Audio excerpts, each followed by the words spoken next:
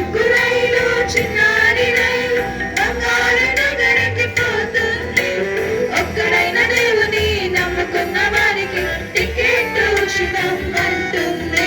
అది రక్షణ ముద్రగా ఉంటుంది. అది రక్షణ